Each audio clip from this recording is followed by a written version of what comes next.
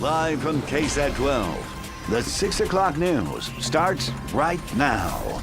All right, take a look. In a little more than 5 years, you could be flying out of here. This is part of the preliminary design for a brand new third terminal at San Antonio International Airport. And City Hall reporter Garrett Berger joins us live from the airport this evening with what's included in this big plan. Garrett. Well, that new terminal is part of a $2.5 billion plan to expand and increase the airport's capacity within its existing footprint. The goal is that it can handle millions more passengers every year as the city continues to expand. And part of that new terminal would go right here behind me to the north of Terminal B.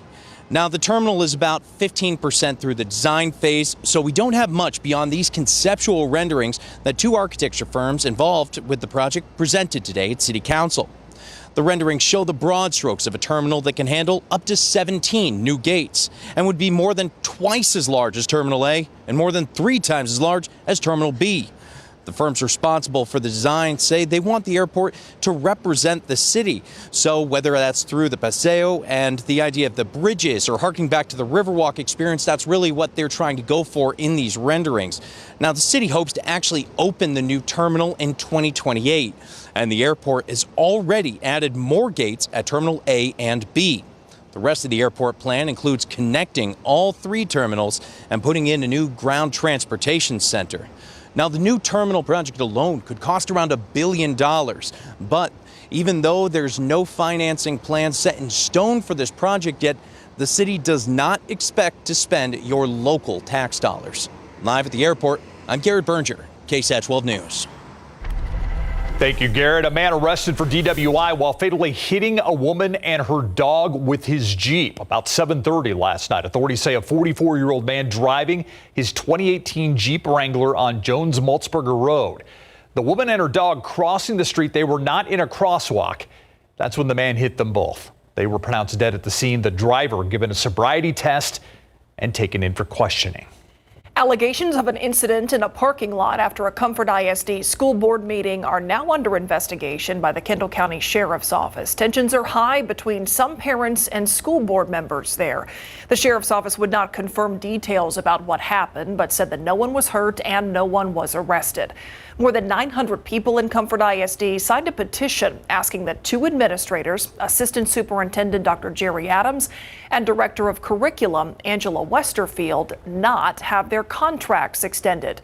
But yesterday, the school board voted 5-1 to extend those contracts anyway. We would like Adams to go, Dr. Adams to go, and we would like Mrs. Westerfield to go. And then we would like the school board to either step up and do what they're supposed to do. Since they're elected officials, they're not representing their constituents in this town, and we are all fed up and tired of it.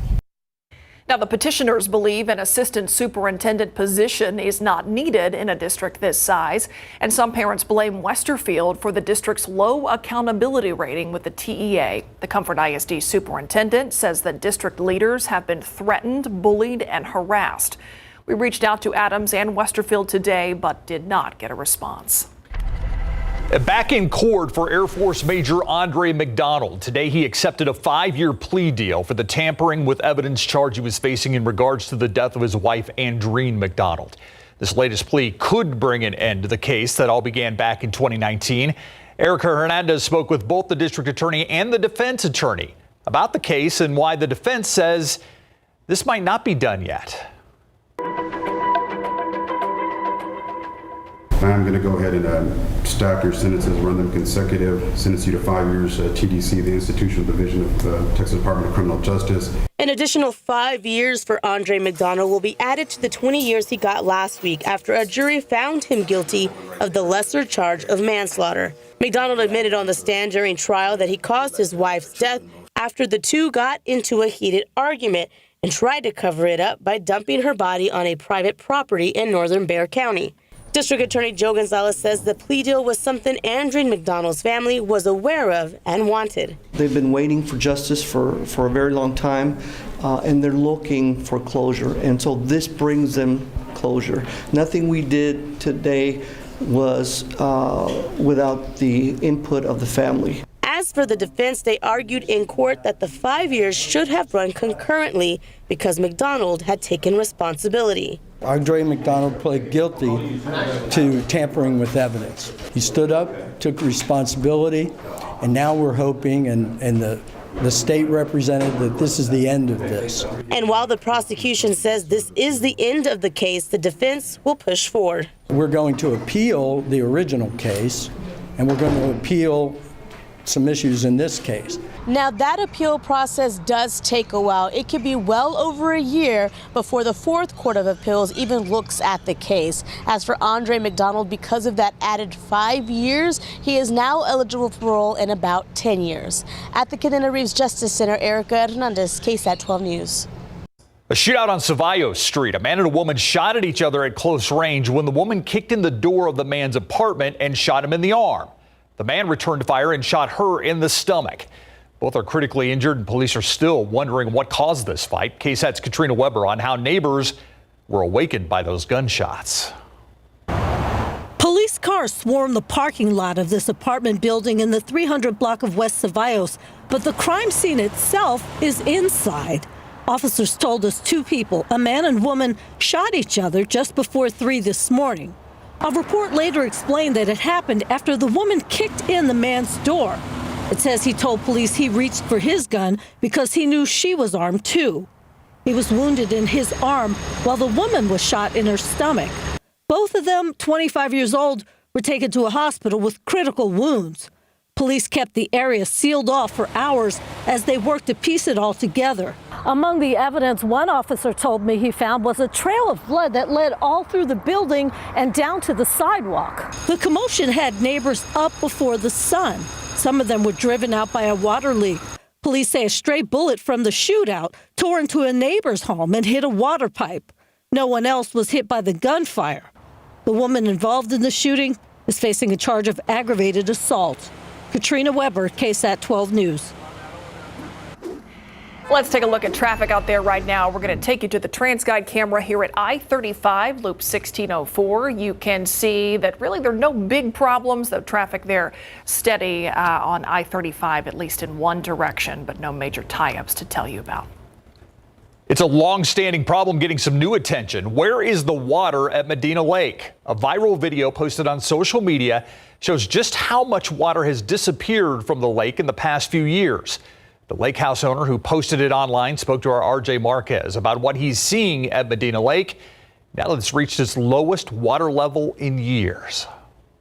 Riverwalk business owner Joel Panchev bought his lake house along the banks of Medina Lake when there was still a waterfront to look at. When I first had it, I had a friend come out with his boat, and we were able to just dock the boat and get on the boat and just have a good time. He posted a viral video on TikTok that's been seen by millions of people, showing the transformation of the lake from when he bought the house in 2019 to this year. I was numb because I just kept seeing it go lower and lower and lower, and eventually it was a creek. I would see literally like every weekend a foot of water just gone. Joel has used his lake house at Medina Lake for years to entertain family and friends, or just take some of his employees out here at his bar, out there for a nice weekend getaway. But unlike the San Antonio River, right now the water levels at Medina Lake are extremely low. Water data for Texas reports that Medina Lake is only 5.9% full compared to 25% this time last year and has dropped 33.5 feet. The water level is the lowest it's been since the spring of 2014. One of my neighbors told me that he's been there for like 50 years. He said that he's only seen this happen twice in his life,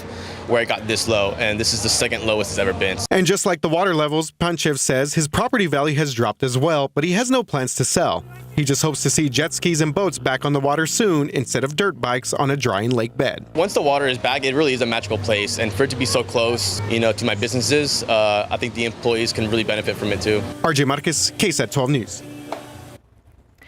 Congressman Joaquin Castro and local leaders announcing some federal funding to help combat domestic violence in San Antonio.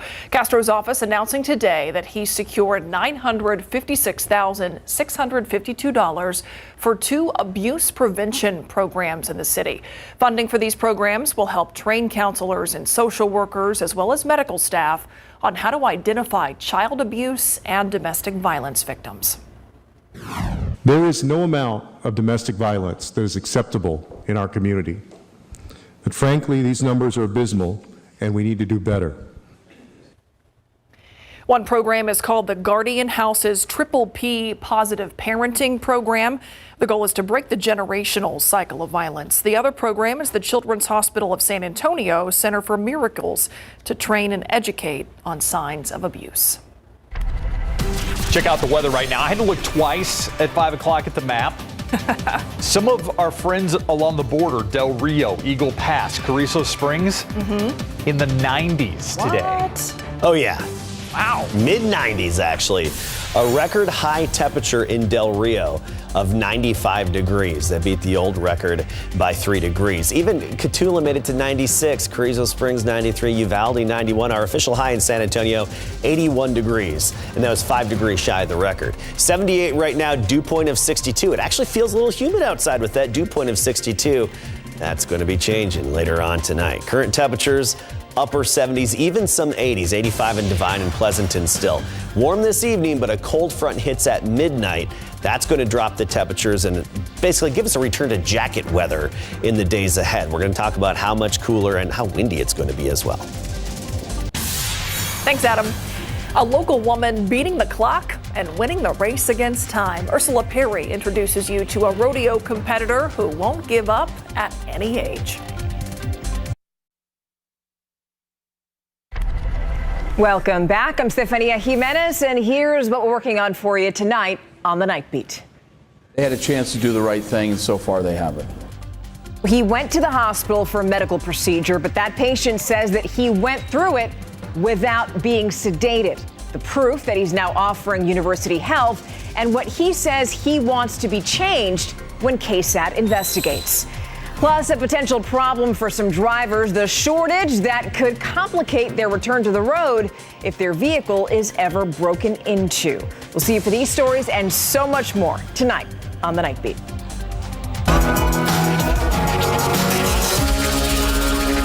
There is a saying that cowgirls live forever, and tonight a bit of proof of that.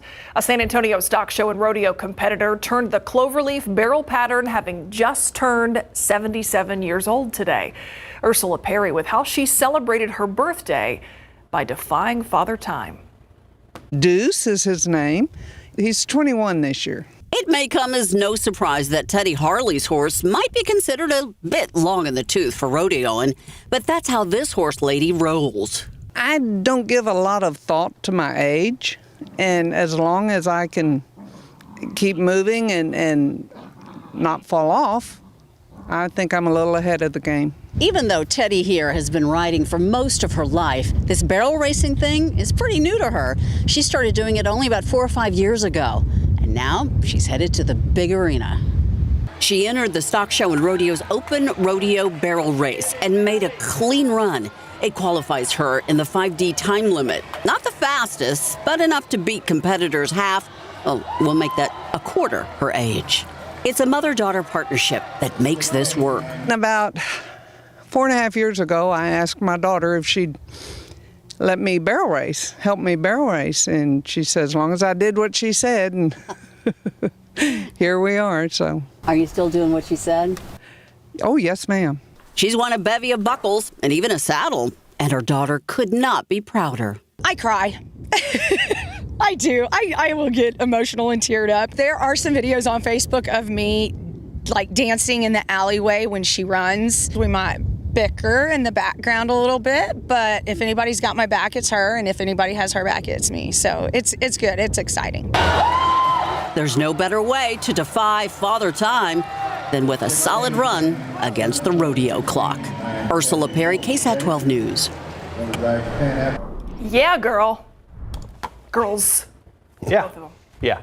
It's impressive. Awesome. That was awesome. Yeah. All right, live lookout. Let's go right to Adam Caskey right now. We took a live lookout earlier, and it's windy, but not the direction that we should be looking for. Am I correct in that? Yeah, we're noticing the wind out of the southeast coming off the Gulf of Mexico, so a bit of humidity. Dew point is 62 right now, but that's going to be changing. When the wind shifts around midnight, everything starts to change. And first and foremost, our morning low temperatures are going to take a big hit. Tomorrow morning, we'll be down to 48, actually pretty close to average for this time of year. But check out Friday and Saturday, right at 32 degrees. So a very brief and light freeze Friday morning and Saturday morning before those mornings warm back up to the 50s to near 60 into next week. Let's get you ready for tomorrow, because we talked about this evening. Temperatures really not falling off a whole lot. Will be mild this evening and humid. It's after midnight the wind picks up and the temperatures drop. It's going to be steady, close to 20 miles per hour first thing tomorrow morning out of the north, of course. Notice 9 a.m. we're down to 48 degrees, noon 56.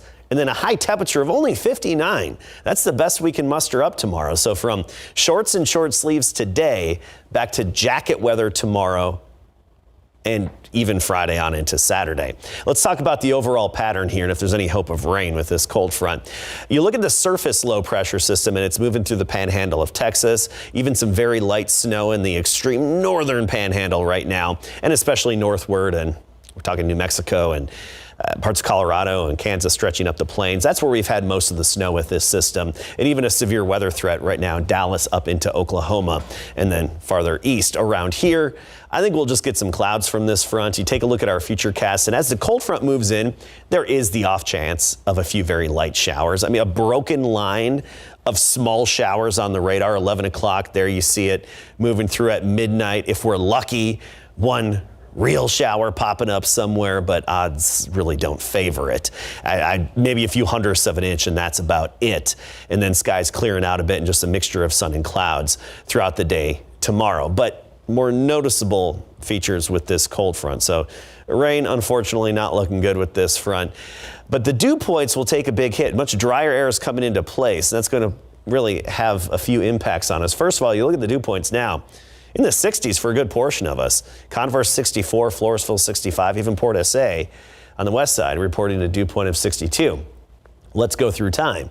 We get past midnight, go to 3 a.m., winds out of the north, that dry air quickly moves in and it continues to dry out with that north wind throughout the day tomorrow. Dew points dropping down into the 20s and even teens behind this cold front, down into the teens on Friday, 20s on Saturday. Very dry air, so if you are susceptible to dry skin or even chapped lips, it's that kind of a cold front where you're going to feel it with that desert-like air behind it. And we're not going to have that return flow from the Gulf of Mexico until the early part of next week. Also, that dry air is not good when it comes to the spreading of any type of fire. So we'll get to that map in a moment, but also the wind gusts. Right after the front passes, 1 a.m. tonight, winds gusting up to 34 miles per hour. Tomorrow morning at the bus stop, winds gusting up to 40 miles per hour. And that's going to be the case throughout the day tomorrow.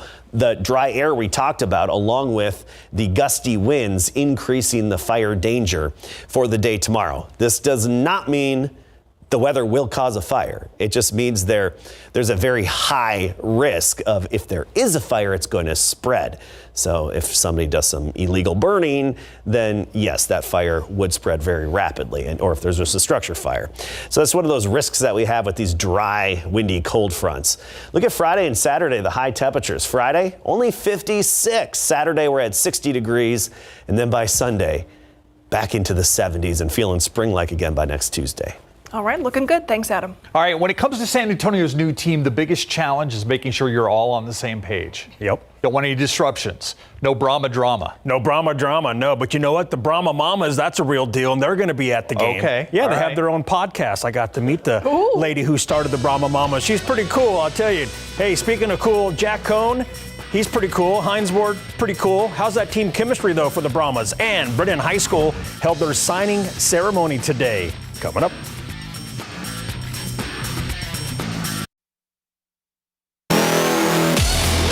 Spurs and Hornets have tipped off from the Spectrum Center in Charlotte, North Carolina. And the bottom line, the Spurs want to break their 13-game losing streak. A loss tonight would set a new franchise record, and they don't want that at all.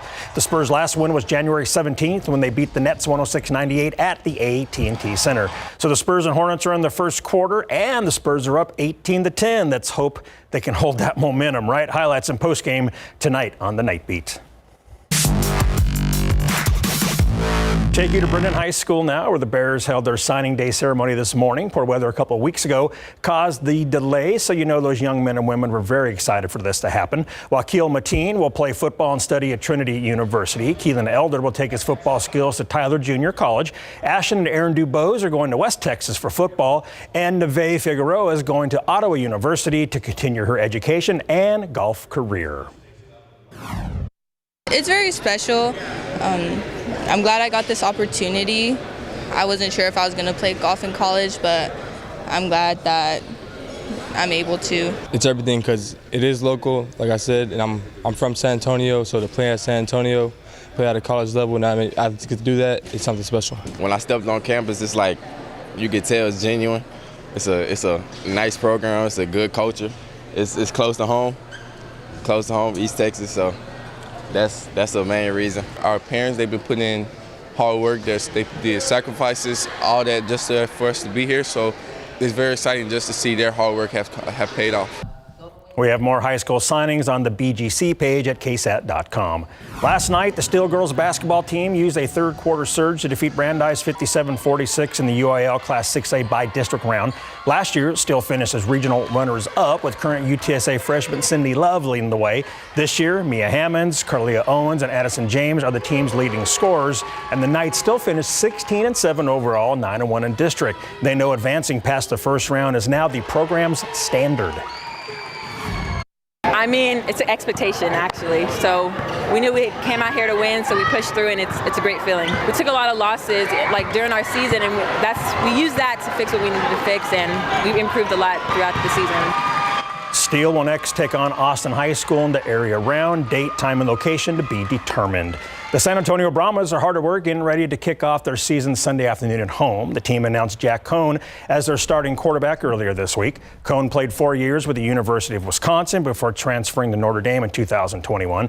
During his college career, he threw 48 touchdowns, 15 interceptions, completing nearly 67% of his passes in 35 games played. This week, Cohn talked about the process of getting the team together so quickly and how head coach Hines Ward helped them come together.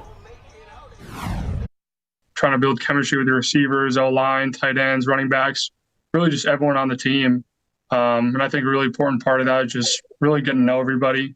I think Coach Ward's did a great job of building a family atmosphere here. And I think we have a really close-knit team. And I just feel like the chemistry's grown each and every day throughout camp. And I'm really happy with where we're at right now. And I think we're going to just continue to get better each and every day.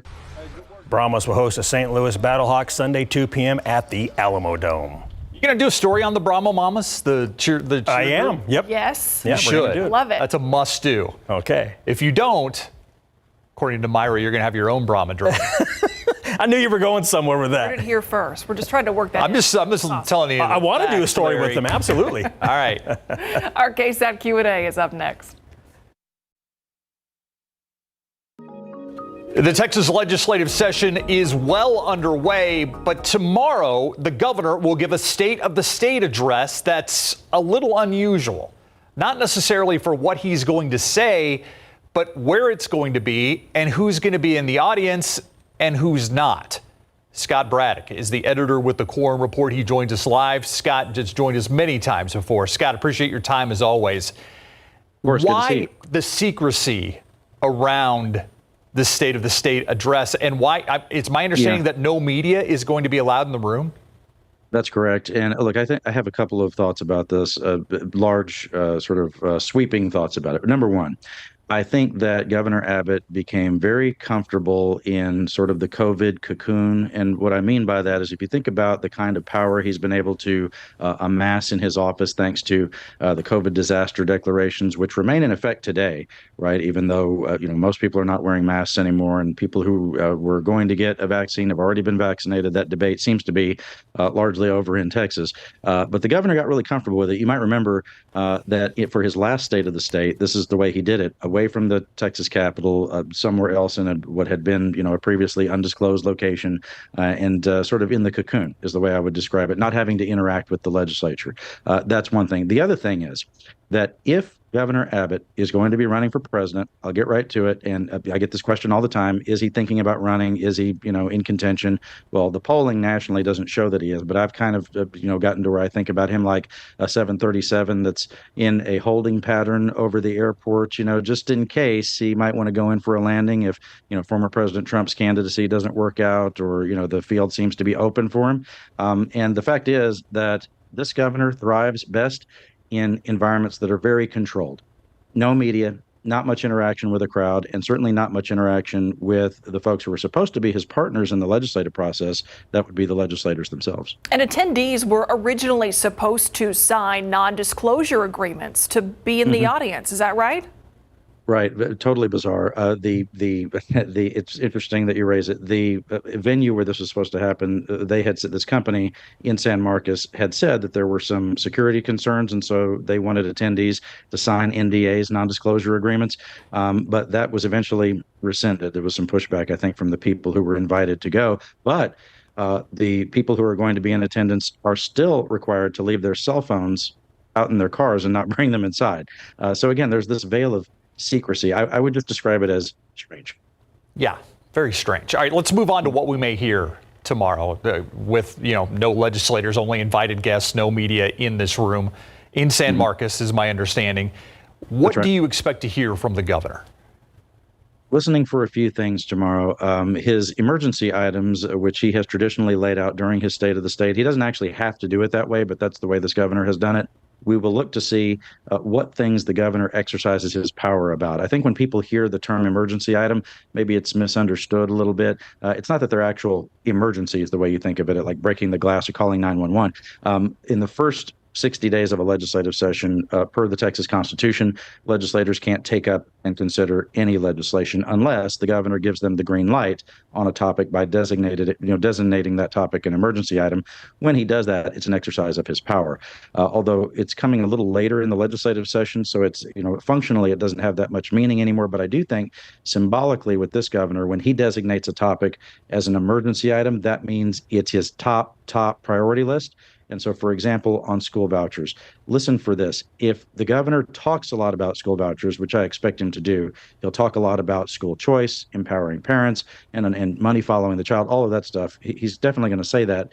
But does he actually designate it an emergency item? If he does, I think what he's signaling to lawmakers is if y'all don't pass some piece of legislation on this during the regular session, well, then get ready for a long, hot summer in Austin, because we're going to be here talking about it during a special session or multiple special sessions. What about property tax relief? That is something that continues to come up when it comes to the governor's priorities. But any specifics you're expecting to hear or have heard, since he was inaugurated?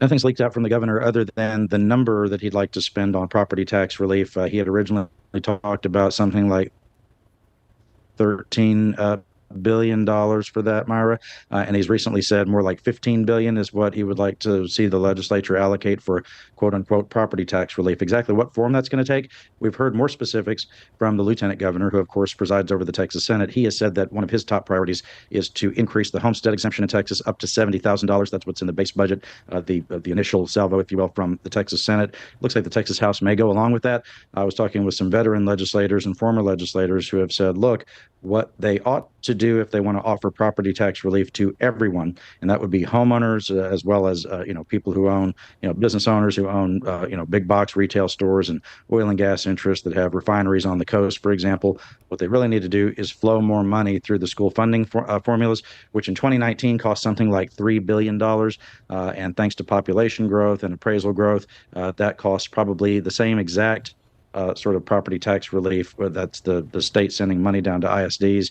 That would cost probably something like about 5.5 billion or 6 billion, given that growth in population and appraisal. So here's the good news about that. They do have the money, but whether that's sustainable going forward, that's another question, because as you know, we do expect to see some kind of the R word this year, a recession. Even the comptroller, in laying out this record budget surplus, said that he does expect Texas to have what he described at least as a mild recession sometime this year. What about the power grid? Before we let you go here, we're 2 years out from the anniversary of when, the grid failed in Texas. And the governor has said a lot has been done to shore that up, to keep us from being in that position again. but he also signaling he supports a plan from the Public Utility Commission that would really change the energy market in Texas to prevent that from happening. Myra, you remember after he passed, he signed a raft of legislation addressing the energy grid 2 years ago. The governor said everything that needed to be done was done when it came to the grid. He has changed his tone lately, right? And he has said in his inaugural address and in the comments you're talking about that we need to build a more stable grid. The PUC, the Public Utility Commission, all those commissioners appointed by Abbott did sign off on a plan to sort of redesign the grid. The short version of it is that ratepayers around the state would pay more for an electricity grid that's considered to be more reliable. But the lieutenant governor, he and the governor don't agree on this. Dan Patrick has said that he doesn't like that plan from the PUC, and you're going to see some more hearings on that in the Texas Senate as soon as tomorrow. The lieutenant governor has been pretty consistent about saying no. What we need to do is create more of what we have, which is more thermal generation. He's looking to expand natural gas generation in particular. That's going to be a tussle during the legislative session, something we'll all watch closely. Scott Braddock, editor with the Quorum Report. Always appreciate your time, Scott. Steve, Myra, thank you. We'll see you next time, and we'll be right back.